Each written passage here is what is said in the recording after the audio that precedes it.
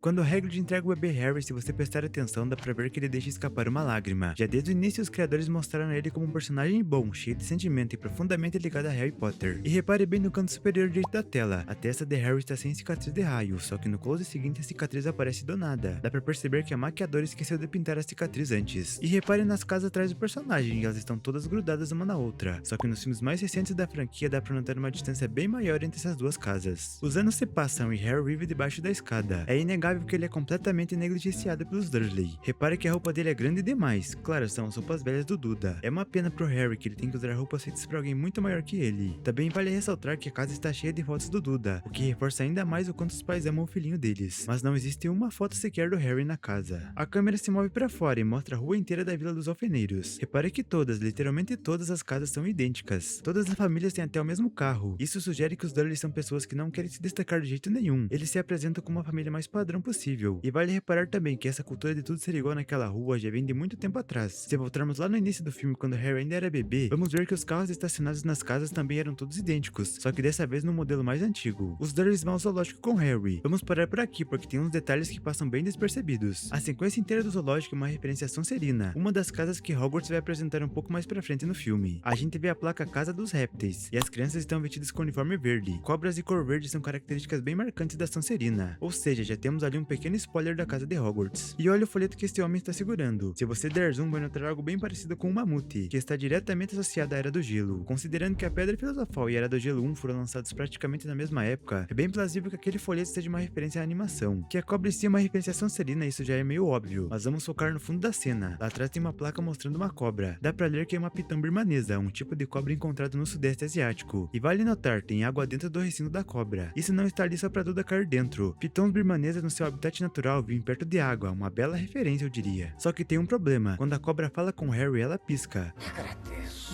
O que é estranho, porque cobra não tem pálpebra, fisicamente é impossível uma cobra piscar. Mas bom, o mundo é mágico aqui, então tudo é possível. Quando as cartas começam a chegar aos montes pros Dursleys, dá pra ver as corujas jogando elas pelo buraco da porta. Você deve ter passado batido nisso, mas a cena inteira foi bem montada. A carta voa perfeitamente da coruja até a caixa do correio da casa. Harry caminha pelas ruas de Londres com Hagrid. Em um momento ao fundo dá pra ver uma loja de vegetais de um certo John Kent. O interessante é que essa era uma loja real, localizada de verdade nas ruas de Londres. No bar dá pra notar outra sacada genial dos criadores. Repare que o texto na placa só aparece quando os personagens se aproximam dela. Quando eles estão longe, a placa está simplesmente vazia. Um detalhe ótimo para mostrar como os bruxos se escondem dos trouxas. E é através desse bar que Hagrid apresenta o garoto ao beco diagonal. É mágico e incrivelmente bem construído. Mas olha esse detalhe, do lado esquerdo da tela aparece uma tesoura, provavelmente simbolizando uma papelaria. Não teria nada de estranho nisso, se a tesoura não estivesse se mexendo sozinha. Um detalhe bem fácil de passar despercebido. E guarda essa loja, ou melhor, essas bandeiras triangulares, porque a gente vai voltar nelas mais pra frente. No banco de Gringotts do lado direito dá pra ver uma placa convidando pra loja de varinhas de um tal de Jimmy Kidd. É um posicionamento bem feliz pra essa loja, porque ela fica bem perto da Olivaras, que já tinha a melhor reputação de toda a Europa. O Jimmy não vai faturar muito ali por perto, mas é legal ver que os criadores mostravam que tem alguém tentando enfrentar o monopólio. Harry vai até um dos lugares mais mágicos do filme, a plataforma 9 3/4. O trem já está esperando por ele, a plataforma está cheia de crianças e pais. E talvez o detalhe mais interessante seja Neville, que aparece ao fundo acompanhado pela avó. Depois de uma viagem no expresso de Hogwarts, a turma recém-formada desce do trem, e no banco dá pra ver a placa de Hogsmeade, a vila mágica localizada na Escócia, perto da escola de magia e bruxaria de Hogwarts, a única vila de toda a Grã-Bretanha habitada inteiramente por pessoas com poderes mágicos. Durante o discurso no salão, do lado direito da tela tem um aluno olhando para uma direção completamente diferente de todo mundo. É bem possível que ele seja o único que simplesmente reparou na câmera e no operador filmando a cena. No quarto do Harry e do Ron, enquanto a câmera passa voando pelo cômodo, dá pra ver aquela bandeira amarela escrito Chudley. Essa é a bandeira que Rony comprou naquela mesma loja de antes. E além disso, essa é uma bandeira do time de quadribol Tudor Cannons. Isso sugere que Ron é um torcedor desse time. Corujas voam pro refeitório trazendo cartas aos montes, começando a distribuir para crianças. Só que aqui escapou um erro bem visível. Repare que uma das cartas já está na mesa antes mesmo de qualquer coruja soltar a correspondência. Mas o detalhe mais interessante dessa cena é sobre Neville. Ele recebe o que chama de Lembrol, uma bola que fica vermelha quando a pessoa esquece alguma coisa. O Neville não consegue se lembrar o que esqueceu, mas a gente vê bem claro, ele é o único personagem que não está de uniforme. Isso mesmo, ele esqueceu de colocar o próprio uniforme. Nas cenas seguintes ele parece ter se tocado, porque a gente já vê ele de uniforme durante as aulas de voo. Na primeira aula do Snape ele solta uma frase que carrega um significado escondido bem importante. Ele pergunta pro Harry o que aconteceria se ele misturasse pó de raiz de asphodelo com uma infusão de absinto. O Potter não sabe a resposta, mas isso não é nada importante aqui. A raiz de asphodelo é uma flor da família dos lírios e simbolicamente sua presença representa arrependimento, por isso é colocado em túmulos. Já o absinto significa amargura. Se lembramos que a mãe de Potter se chamava Lilian, surge aí uma referência incrível. Quem já conhece o resto da história sabe muito bem que Snape era extremamente próximo de Lilian Potter. A primeira frase que ele diz pro Harry pode ser decifrada como algo do tipo: eu me arrependo amargamente da morte de Lilian. Chegou a hora da aula de voo de vassoura. Essa matéria é dada pela Madame Roth. Ela é caracterizada por um corte de cabelo bem específico, mas principalmente pelos olhos, que lembram um falcão. Isso já entrega que a personagem tem uma visão apuradíssima, o que a gente confirma mais tarde na partida de quadribol, onde ela é árbitra. E pra ser árbitra de um esporte tão dinâmico quanto esse, é preciso ter uma visão excelente. Harry começa a se soltar na vassoura e tenta pegar o lembrol de Neville que estava com Draco. Ele consegue bem na frente da janela da professora McGonagall. Na folha que a professora está segurando, dá pra ver que ela está preparando para ensinar. Ela é responsável pela matéria de transfiguração e ali dá pra ver que ela está montando uma aula. McGonagall mostra para Harry uma placa de reconhecimento com o nome do pai dele e a informação de que ele era apanhador. Só que isso não é a parte mais importante. Repare do lado direito, tem o nome McGonagall. A professora McGonagall já era professora naquela época, o que significa que essa placa não é dela. Não foi ela quem chegou, foi alguém da família dela. É bem possível que seja daí que veio o amor dela por quadribol. Mas não é só isso, repare ainda mais à direita, tem uma placa de serviços especiais a Hogwarts, entregue a alunos que fizeram algo notável pela escola. E fica ainda mais interessante quando a gente descobre que em 1943 quem recebeu esse prêmio foi ninguém menos que Tom Riddle, o próprio Voldemort. Colocar essa placa logo depois da do pai de Harry é bem significativo e mostra que Voldemort continua rodando ali no fundo da história. Potter está aprendendo as regras do quadribol, já que logo vai disputar sua primeira partida. Ele é apanhador, a função dele é capturar o pomo de ouro, aquela bolinha dourada que fica voando por aí. Repare no Harry, quando ele vê o pomo pela primeira vez, ele nunca tira o olho de cima dele, segue perfeitamente cada movimento, enquanto o Oliver ali do lado nem consegue enxergar a bolinha. Isso já mostra que Harry praticamente nasceu para ser apanhador. Em uma das aulas, quando os alunos estão aprendendo feitiço, dá pra ver ao fundo que Neville nem tenta pronunciar o encantamento, só mexe a varinha de qualquer jeito com preguiça. Um ótimo trabalho de caracterização do personagem, mesmo nos detalhes de fundo.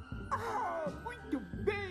A partida de quadribol foi feita praticamente inteira com efeitos especiais. Em um filme de 2001 não dá pra esperar milagre, mas vale elogiar a física da cena e o cuidado dos cineastas ao mostrar o voo de vassoura. Repare que quando Harry quer mudar de direção do voo, ele levanta a frente da vassoura para ganhar altura, um detalhe bem legal pra época. Quem já assistiu a Pedra Filosofal sabe que o vilão final acaba sendo o Professor Quirrell. Quando Hermione olha Snape com binóculo, dá pra falar Quirrell ali, e ao longo do filme inteiro tiveram várias pistas que ele era o vilão. Por exemplo, nessa cena a cicatriz de Harry começa a doer do nada, e o motivo é simples, repare que Voldemort está virado na direção dele. Quirrell está de costas pro garoto, e a gente sabe que Voldemort se manifesta pela parte de trás da cabeça dele. Quirrell também é o responsável pelo Troll, ele solta a criatura na escola para desviar a atenção de todo mundo. Quando Harry e Ron derrotam o Troll, mesmo atordoado, ele ruge em direção ao Quirrell, mais uma pista de que ele era o vilão da história. Nessas escadas tem um dos detalhes mais legais do filme. Repare nesse quadro, ele mostra ninguém menos do que Ana Bolena, rainha da Inglaterra entre 1533 e 1536, que realmente existiu. Ela virou rainha depois de conquistar o coração do rei Henrique VIII, e dizem que durante o reinado dela o povo acreditava fortemente em bruxaria. A explicação popular era que Ana teria conquistado o coração do rei através de feitiçaria. No fim das contas, a rainha foi condenada à morte. Hoje, claro, ninguém acredita que ela era bruxa de verdade, mas colocar esse quadro na parede de uma escola de magia é uma referência genial à realidade. Nessa cena dá pra ver Hogwarts toda decorada para festas. É interessante que até numa escola de magia eles têm decoração de épocas festivas. A árvore atrás dos personagens está enfeitada com vassourinhas e outras bugigangas mágicas. Além disso, atrás tem um quadro de cartões que eles recebem dos pais. Fica claro que Rony conversa bastante com a família dele. Potter ganha uma capa de invisibilidade que ele usa para entrar escondido na seção restrita da biblioteca. Em um momento a gente vê a cena da perspectiva de Harry, e aqui tem um erro bem grande, a câmera mostra Harry na mesma altura do Snape e do Zelador, o que não faz sentido nenhum. Os heróis são punidos e vão junto com Hagrid pra Floresta Proibida. Eles são acompanhados por ninguém menos que o Fofo, e em um momento Hagrid comenta que o Fofo é mais covarde do que parece, e a gente confirma isso logo depois. O Fofo sai correndo apavorado, sendo o primeiro a fugir. O figurino da Hermione, do Ron e do Harry ilustra perfeitamente a personalidade de cada um. Presta atenção principalmente nos cachecóis. O da Hermione está perfeitamente amarrado, indicando que ela é uma perfeccionista e que tudo precisa estar perfeitinho. E já o Ron é mais desleixado, por isso o cachecol dele está todo torto. O Harry fica no meio termo, não é tão perfeccionista contra a Hermione, mas também não é tão relaxado contra o Ron. E isso fica bem ilustrado no jeito que o cachecol dele está amarrado, levemente torto, mas ainda assim amarrado. O trio desce até as catacumbas, onde precisam capturar a chave certa para seguir em frente. Tem várias outras chaves voando por ali. Harry praticamente voa direto contra elas, e acho que nem precisa te dizer que a chave é uma coisa bem dura. Depois da luta com as chaves aparecem novos machucados no rosto de Harry, o que significa que ele deve ter sido atingido por uma delas. Xadrez é um passatempo popular em Hogwarts. Quando a câmera passa voando pela sala, dá pra ver os alunos jogando um xadrez. Só que alguns meses depois vemos Ron e Harry com um xadrez mágico especial. Ron derrota Harry usando a mesma estratégia que ele vai usar no final do filme para conseguir chegar até a Pedra Filosofal. Ron decide se sacrificar para deixar Harry seguir em frente. E bem antes da rainha atacar o cavaleiro, Ron de repente vira um dublê. E quando Harry e Hermione vão como ele está, Ron chega a mexer os lábios levemente. Parece que mesmo desmaiado ele ainda está sonhando com comida.